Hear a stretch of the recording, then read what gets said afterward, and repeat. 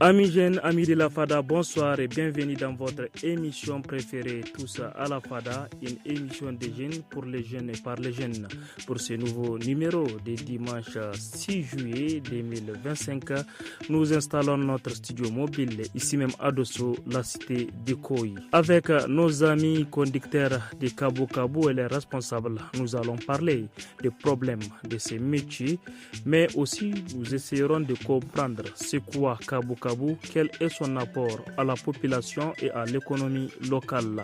Kama yadda kuka sani masu sauraron studio Kalangu, wannan shirin namu na fada a yau a nan birnin Doso za mu tattaunawa da 'yan uwanmu matasa abokanmu 'yan kabu-kabu. Za mu shi gudunmawa da suke kawowa, taimakon da suke kawo al'umma kuma da taimakon da suke kawowa wajen bunkasa tattalin arziki wannan jihar ta Doso. Notre émission Tous à la Fada, c'est aussi de la musique, un portrait et une chronique. Pour la présentation ce soir, je suis Ternan Foudé Ahmed. La technique sera assurée par Habibou Garba. Tous à la Fada, c'est parti. Président, je vais commencer avec vous. D'abord, vous allez vous présenter à nos auditeurs et vous allez nous dire comment se porte cette activité. Salam alaikum. Moi, mon nom c'est Mohamed Ibrahim Bido. C'est moi le président Kabu. Je vais parler en Hausa. Ok, voilà. Bienvenue dans cette émission, Mohamed Ibrahim. Vous avez la parole. Kabu Kabu anan Doso. Ya al'amuran suke tafiya. Kabu Kabu nan dai Doso, alhamdulillah. Parce que nan mu lejan da Doso abunda mun ka ba karhi shine kabu-kabu shine babban sana'armu gare shi ne da yawa muna ci muna sha menna alhamdulillah akwai mutane da yawa ma sun yi karatu ba su samu aiki ba suna kabu-kabu kamar yanzu misali anan Doso 'yan kabu-kabu sun kai mutum nawa? Muna kai kamar mu dubu nan a dubu. Mil. Duka matasa ne ko har da lacizawa da sauransu ne? To, 98% duka matasa ne. Mais ana samun lottijo guda dai. Mon ami, comment ça va? Vous allez d'abord vous présenter à nos auditeurs. Moi, je m'appelle Isaka Seyni. Isaka Seyni, bienvenue dans cette émission Tous à la Fada. Nous parlons de votre activité kabu-kabu. Aujourd'hui, pourquoi les jeunes font kabu-kabu ici à Dosso? Ni da Hausa zan yi magana. Ba damuwa, fada miki. To yanzu abin da ya sa dole mutane suke yin kabu-kabu. Nan garin dai ba mu da wata sana'a dai babban sana'a dai wadda muke cewa dai da ya huce kabu-kabu nan ga. Tunda mu kamar yadda aka sani mutane da dama in suka tashi ba su da abin da za ka yi kana fara yin kabu-kabu gina. Yau ba ma dan kabu-kabu kaɗai akwai 'yan lokal ma wanda suke in suna abun ga suna shiga cikin aiki su dan yi abun ga sai su yi abu su ta yi. Kama akwai wanda suna karatu lokacin da suke hutu sai su zo su yi kabu-kabu. Kama mini suke yi ko kuma su ma suna da. Akwai wa'ansu ma suna karatun kuma suna da motuna wa'anda suke yin kabu-kabu da shi. In ka sabka daga lokal ka zo kai kabu-kabun ka tai. Tun da ja kabu-kabu a nan Doso kamar sana'a da yake wadda mu yaran mun tashi dai muna nan gayi kwa. Ana samu. To vraiment alhamdulillah. Tunda mu dai nan gaba daidai cikin shi ne muke ci da iyalanmu. To mun gode Isaka. Merci pour cette réponse. Chers auditeurs, auditrices du studio Kalango, vous venez de les entendre. Le président a parlé, il a indiqué qu'ils sont au moins 1000 jeunes qui s'adonnent à cette activité de kabu-kabu. Et grâce à cette activité, Isaka vient de nous dire qu'il y a des jeunes ici à Dosso qui sont des étudiants qui viennent de temps en temps prendre les motos et faire kabu-kabu pour subvenir à leurs besoins. Abokina, sanu da zuwa. Muna so ka gabatar da kanka. Sunana Jafaru Muhammadu. To Jafaru Muhammadu ga mu nan a wannan shirin namu na Muhadu a Fada muna tattaunawa akan kabu-kabu. To wai me ake nihi da dan kabu-kabu? To dan kabu-kabu dai shi ma dai tamkar dan sana'a ne tunda aiki ne na kuɗi kuma kabu-kabu kama sana'a ce wadda kama ko ba ka da na kanka kana iya samun mai gida wanda zai sayi ya baka kuma ko mai gida bai saya baka ba kana iya samun aboki wanda zai baka kama min kamar wani abokin ka ya baka ce in yana yi in ya zo ya gaji sai ce ma aboki na zo amshe ka kai aiki kai ka samu shi ya samu. Chef kwana kake a baka shayi ne ko nazari ne kake? To a ba shi mikro ya gabatar da kanshi. Sunana Abdul Fattahu Dambina. Yawa, wacce sana'a ce kake a nan? Ba ni da wata sana'a wadda ta wuce mini kabu-kabu. Muna iya sani ta yaushe kake kabu-kabu? To kabu-kabu ina kai shekara 6 zuwa 7. To ya aiki yake tafiya? To aiki sai mu ci alhamdulillah saboda tun shiga ta cikin kabu-kabu ban dai fuskanci wani aiki na koma baya ba. Cike na samu kuɗi, na yi aure, na yi buki. Ni yi komi cikin kabu-kabu kenan sai in ce alhamdulillah. To madalla, alhamdulillah, vous venez de les entendre. Ces jeunes, ils sont engagés, ils sont déterminés et ils adorent leur métier. leur profession qui est Kabu Kabu. Et grâce à cette profession, aujourd'hui, ils se sont réalisés. Ils se sont mariés, ils ont fondé des familles, ils ont fondé des foyers. Ils se battent pour apporter leur plus dans l'économie locale. Président Zamu Karadawa Aworonko, kama mutu ya zuwa ce Kabu Kabu yake so yi, waɗanne sharuɗa ne kamata ya cika? Quelles sont les conditions à remplir pour faire Kabu Kabu? Kahin ka fara Kabu Kabu sai an baka autorisation. Wa ke ba da autorisation kin? Mairie take ba da autorisation kin. Mairie ya ba da autorisation après mun kuma kote sandika akwai carte de membre da muke mutum. Ita wannan carte in ina so in same ta ya zan yi? To in kana so ka same ta sai ka samu autorisation. Maire ya yi autorizan ka yi Kabu Kabu sannan a yi ma carte de membre sandika za yi shi. In an baka su akwai lamba ga autorisation nan limero shine matricule in mutum. Akwai wani riga da mun kasa violet. Rigan nan kana ta yi ka rubuta shi ga riganka. Rigan nan kuma kana portar shi ne ga jikinka. Tun ka wuce an san ka an san lambanka. Ko wani yana so ya aike ka lamban ka zai diba ya aike ka. In wani layi ka yi lamban nan ne za a doka a kawo mu nemi mutum. Auditeurs et auditrices du studio Kalangu, amis de la FADA, nous venons de faire une tournée avec nos invités. Ils sont là, les membres du syndicat, les présidents, il est là, les délégués sont là.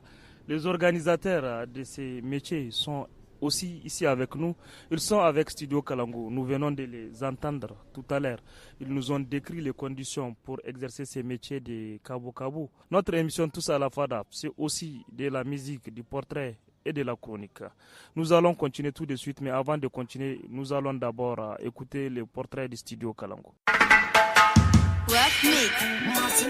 Né en 1989 à Maradi, Amadou Gado Abdoulaye alias Big Abdel est un jeune artiste reggae-mana. Il a grandi avec la passion de la musique et espère devenir un jour un artiste de renom. Son histoire a commencé après avoir été lauréat du tremplin des jeunes talents. C'est à la sortie en 2020 de son premier titre Espoir que Big Abdel a gagné le cœur de beaucoup de jeunes mélomanes nigériennes, ce qui lui a ouvert les portes du showbiz musical du pays. Big Abdel nous donne ses raisons pour le choix du reggae. Alors le reggae, c'est une musique révolutionnaire. À travers le reggae, on peut dénoncer, on peut conscientiser, on peut moraliser. Voilà pourquoi j'ai décidé de chanter en reggae. Moi, mon objectif, c'est de transmettre un message positif à l'égard de la société. Donc voilà un peu ce qui m'a poussé à chanter le reggae. L'artiste déplore le fait qu'aujourd'hui les plus jeunes ne s'intéressent plus au style reggae au Niger. Le reggae n'évolue pas comme ça se doit au Niger. Vraiment, si vous avez fait le constat, nous n'avons pas assez de reggaeman, surtout jeunes, nous n'avons pas assez de jeunes reggaeman au pays. Cela peut-être, je sais pas, c'est peut-être lié au manque de moyens parce que l'artiste nigérien, il est toujours l'artiste nigérien souffre. Abdurrahman Harouna, plus connu sous le nom de Killer, est le promoteur ménagère d'artistes. Il témoigne de l'unité et du travail abattu par Big Abdel pour occuper cette place dans le monde de la musique où le reggae semble se perdre. Je dirais que ce qu'on retient de Abdel en tant qu'artiste, c'est surtout quelqu'un d'humble.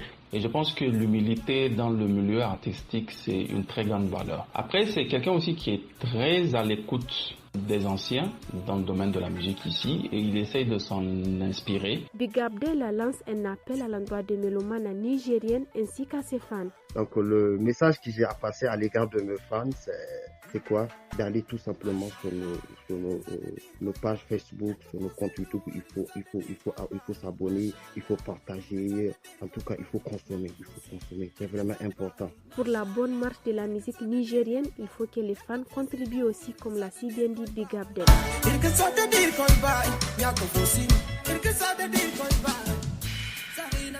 Voilà, merci beaucoup auditrices, auditeurs, invités de la FADA. Merci pour ce portrait de Big Abel. La FADA reprend ses droits kama yadda aka sani. Kabu-kabu sana'a ce, kuma an ce sana'a abu ne mai kawo kuɗi. Kenan inda kabu-kabu yana kawo kuɗi, za mu iya cewa kuna kawo ma al'umma taimako, kuma kuna kawo ma gwamnati taimako tun da dai kuna aiki da meri. Muna so mu sani president, kamar wani irin taimako ne kuke kawo ma al'umma da gwamnati a wannan aikin naku. To, salamu alaikum.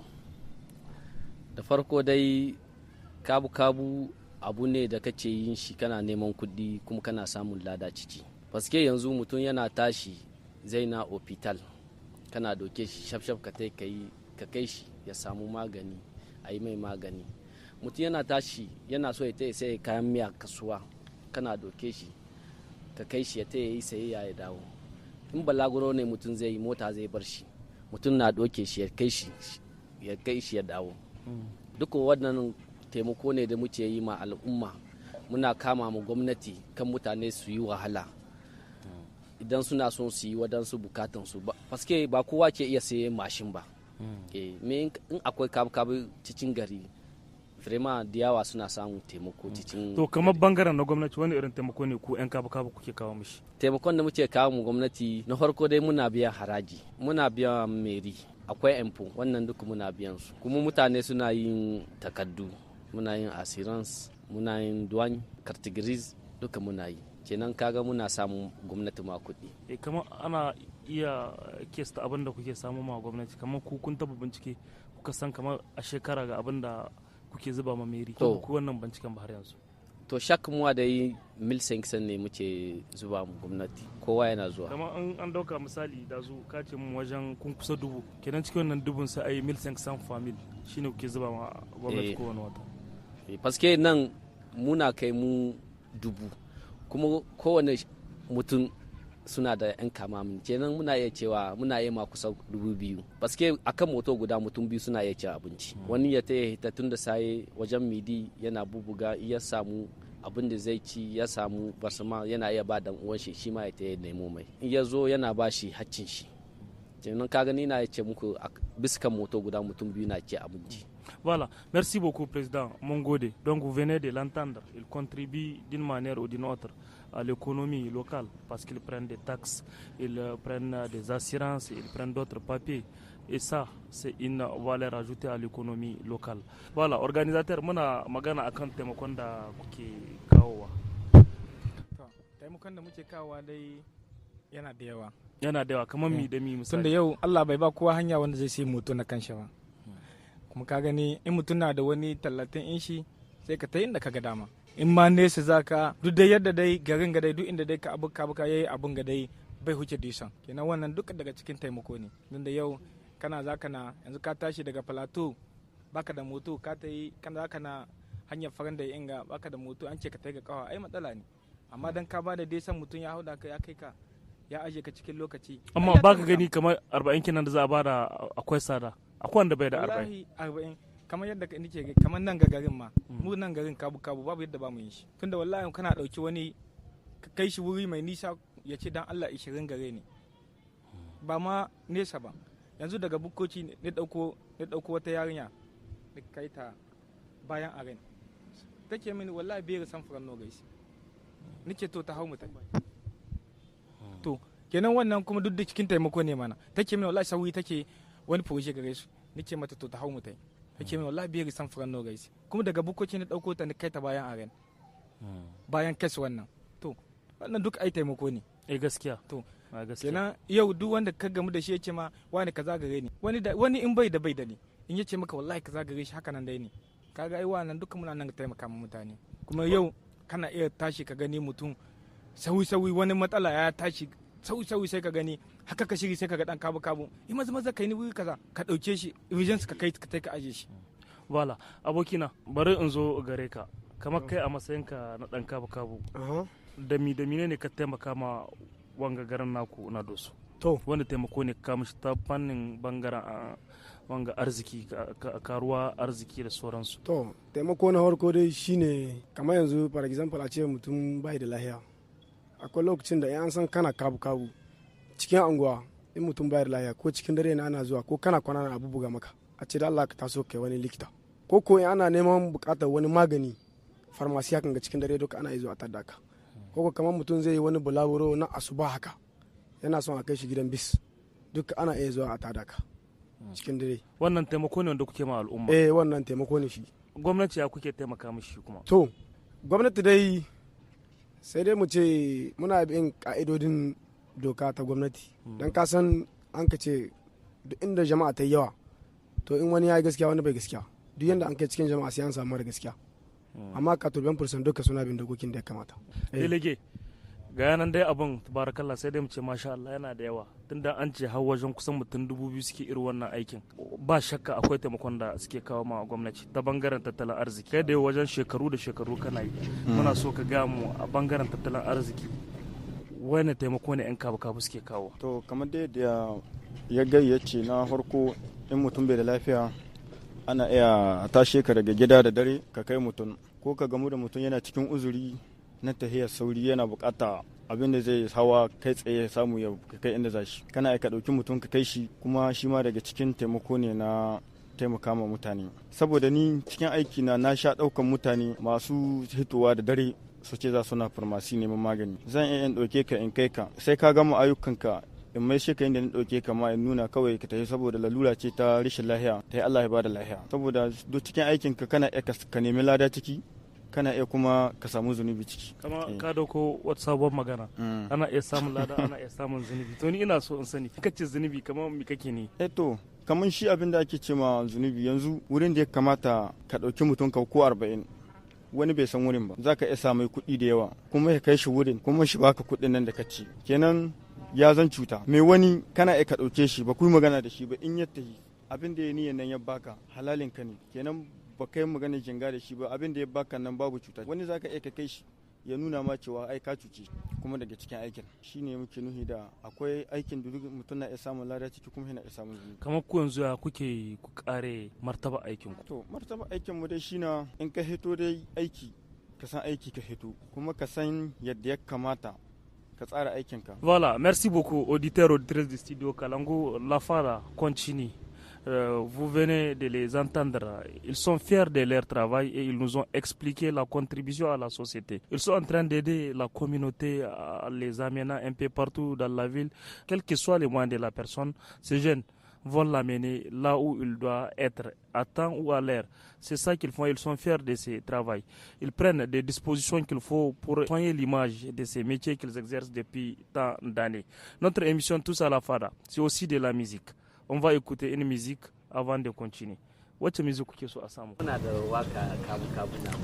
Président a réclamé Kabu Kabu. C'est une chanson de Guest Banda, d'Arlita, le Talentueux Orchestre. Studio Kalango, on écoute Kabu Kabu.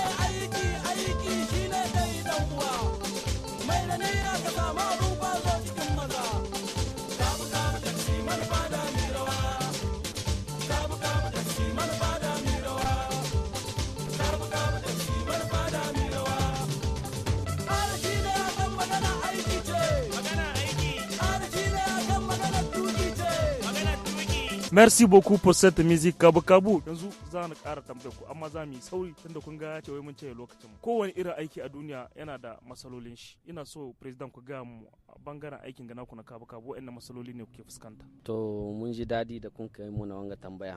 Paske mu nan doso masalan da muke gani ba a nan ga kama ma wa abbai kama muku. Gwamnati ne bai nan ga kama mu na jen masu yin Kabu Kabu.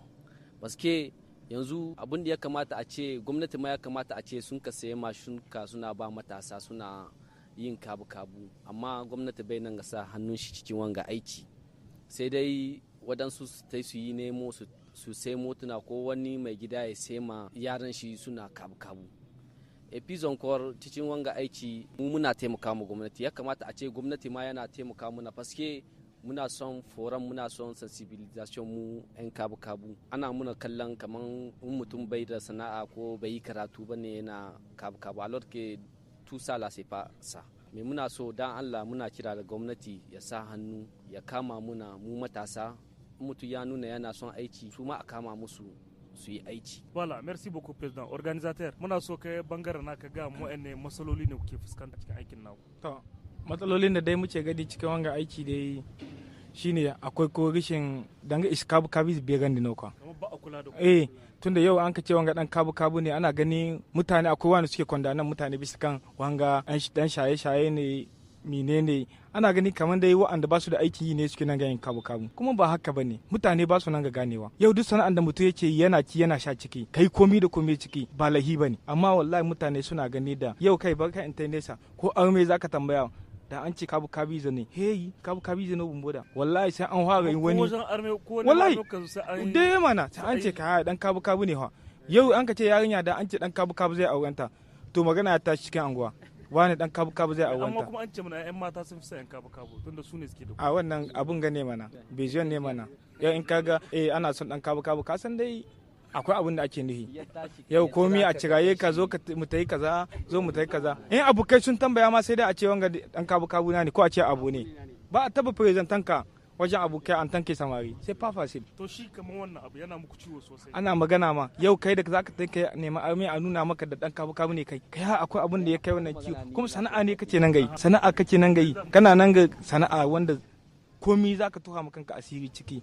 Kuma garin ga kabu kowa sai da yin kabu in ba kabu garin ga Allah kaɗai san yadda jan in garin ga zamu yi, tunda ba kowa ya samu dama wallahi da dama.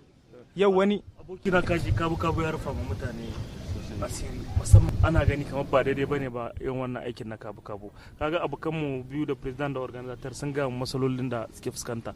Muna so kai ma ka ga mu wani bangaren masalolin da kuke fuskanta a wannan aikin banda abin da suka gai, kamar muna so ka kara bisa abin da suka gai. Lalle kabu aiki ne wanda kamar wanda ya gani nan, na farko taimako yanzu wanda muke so, kuma dokoki da an ka azama kabu sun yi yawa, kenan shine muke ganin kamar gwamnati bai sa mana hannu na a taimaka ma matasa ba. Saboda menene gwamnati nike cewa bai sa hannu na a taimaka ma matasa ba? Yau kana kabu ka samu dai san mil ka sai mashin kana kabu da shi, an ce sai ka mai duwan, an ce sai ka ka mai plug, sai ka mai wani kartigiris wani menene, baka da karhin da za ka yi mishi haka nan. Amma wani na nan in ya sayi moto na ne dai san mil ya yi semen guda yana kabu yana iya zuwa ya zuba kuɗi ne ya yi farmi ya yi assurance. To an tsayin duka waɗanga takardu kamar yadda mota za ta takardu, kabu za ka takardu haka nan. Kenan muna roƙo ga gwamnati, muna son a ɗaukake mana waɗannan abubuwan, a maida mana farmi assurance na, amma duka mai sana'a na kabu kuma muna son kowa ya tabbatar ya shirya kayan shi na aiki na kabu mai rita san da shi, sandika ta san da shi. Abokina kana tare da mu na kamar kana nazari to kaji abokanmu sun ga masalolin na ji kai a bangaren naka to waɗanne masaloli ne kake gani kuna fuskanta? To lallai ni bangare na matsalolin da na ganin muna fuskanta, akwai matsala ta bangare na barayi. Kamar mi barayi suna ta cuta ma yan kabu suna amshe motuna, wani a kashe shi, wani a ji mai, wani a yanke shi, wani a soka mai yuka, ana amshe motuna. Amma har yanzu ba mu ga wani barawon moto wanda an ce gashi an kama ya kashe mutum an to an yi mai hukunci daidai yadda ya kamata. An sha kashe yan kabu da yawa. Tana hana matasa da shiga kabu. Wallahi tana hana wasu, amma wasu kuma ba ta hana su. Dan kamar shi wanda ya saba duk ko ce aka yi kullum ana kashe mutum, shi babu ruwan shi bai dame shi ba, inda ba abin ya zo gare shi ba. Yan kabu ya ta ku take da yan taxi da yan daidaita, akwai haɗin kai? To akwai haɗin kai, babu wani matsala tsakanin mu da su. Kamar duka komai yana ta daidai, babu kishi babu komi, tun da kowa rabon shi na ya samu. Kabu bai hana a daidaita ya samu, a daidaita bai hana kabu bai samu, kuma bai hana taksi ya samu, kowa dai yana samun rabon shi, saboda Doso gari ne wanda Allah ya ma albarka gaskiya. Banda wannan kuma akwai matsala ta wajen polisai muna aiki ne amma cikin fargaba gaskiya. To yanzu kamar an kuna da takardu me zai sa ku fargaba? Yan akwai takardu babu na fargaba sai dai takardun cika su ne a dauya.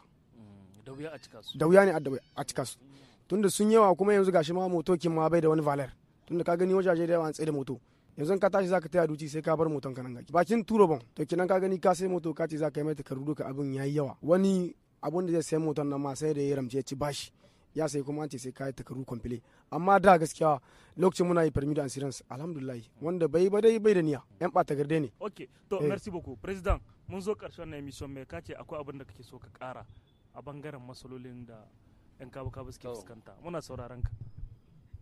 Maganan da na so in yi a kan kabu-kabu baske yanzu kabu-kabu da a ce gani akwai taimako da yawa da muke ba al'umma baske yanzu in kana da lamban dan kabu-kabu in kana son wani abu ma bai kai ma sai ka haita ma gidanka kira kadai za ka yi ka ce wani ina so kaza ka to ka ka sai min ko in kana da kuɗi sai ka kamin duk wannan taimako ne kuma kabu kadai ne yanzu kana iya tashi da sahi baka da ko dala kuma ka shiga gari ka ka kawo ma iyalanka su ci abinci to duk waɗannan aiki ne da wanda bai kamata a ce matasa ko mutanen gari suna yaba shi suna bata su vraiment aiki ne wanda in ka tashi ko baka da komi in dai kana da essence kana da moto baka ce mu wani bani ina jin yunwa akwai rufe asiri tun ka shiga gari vraiment kana samu mun kawai abin da muke so gwamnati ya sa muna hannu gwamnati ya tuna da mu ya kama muna paske yanzu duk aikin da muke yi muna so a kama muna menene kama wanda muke so a yi muna a taimaka muna cikin aikinmu a san da mu ma muna taimakon al'umma muna son forum muna son sensibilisation cikin 'yan kabu a yi musu a buda musu hankalansu paske yawancinmu akwai wani taimako muna yi ma gwamnati in mun gani mutanen banza ba mu yarda paske ba mu yarda kaga mutunan banza baka yi daina san shi ma gwamnati ba baka san wanda zai cuta ba wannan duka muna ka ba mu yarda da shi tun mun ga mutum ba mu yarda da shi ba mun yan kabu suna gaya mu sandika ya gaya ma police kuma ba a ce wani ya gai to ya collaboration take tsakanin ku da police wannan collaboration entre nous et la police c'est ça muke toujours in mun ga abun da bai kamata ba cikin mun ga wanda ba mu yarda da shi ba muna gaya mu police mun kuma alhamdulillah duk abun da mun ka tayi neman wajen su vraiment muna yin su. Voilà, merci beaucoup, Président. Nous sommes pratiquement à la fin de cette émission. Avant de se dire au revoir, on va écouter la chronique du Studio Kalangu. Amis de la FADA, bonsoir et bienvenue dans la chronique de la FADA de ce dimanche. Comme prévu, aujourd'hui, nous vous apportons des éléments de réponse à la question « Comment éviter de tomber dans le piège des jeux de hasard ?» Amis de la FADA, pour éviter les risques du jeu de hasard, premièrement, c'est connaître les risques. Informez-vous sur les dangers des jeux de hasard et reconnaissez les signes de dépendance. Savoir que ces jeux peuvent être addictifs est le premier pas vers une attitude plus prudente. Fixez des limites, oui. Avant de commencer à jouer, fixez un budget strict que vous êtes prêt à perdre et tenez-vous-y. Ne dépassez jamais cette limite même si vous perdez. Évitez de jouer seul. Voilà. Jouer avec des amis ou des membres de la famille peut vous aider à garder le contrôle. Ils peuvent vous rappeler vos limites et vous empêcher de prendre des décisions impulsives. Acceptez les pertes comme faisant partie du jeu et ne jouez pas dans l'espoir de récupérer l'argent perdu. Cette attitude peut mener à des pertes encore plus importantes. Si vous sentez que le jeu prend une place trop importante dans votre vie, n'hésitez pas à chercher de l'aide. Il existe des personnes spécialisées dans le soutien aux personnes souffrant de dépendance au jeu. Trouvez d'autres activités de loisirs qui vous procurent du plaisir et de la satisfaction. Cela peut réduire l'envie de jouer et vous offrir des alternatives saines et enrichissantes. Restez informés, fixez des limites et n'hésitez pas à demander de l'aide si nécessaire. Protégez-vous et protégez vos poches des dangers des jeux de hasard. Merci de votre attention et à la semaine prochaine pour une nouvelle chronique. Bye bye. Merci beaucoup pour cette chronique Studio Kalangu depuis Dosso. Notre émission tous à la FADA 90% aujourd'hui en Hausa. Tout à l'heure, c'est la suite de cette émission en franco-germain avec Habibou Garba.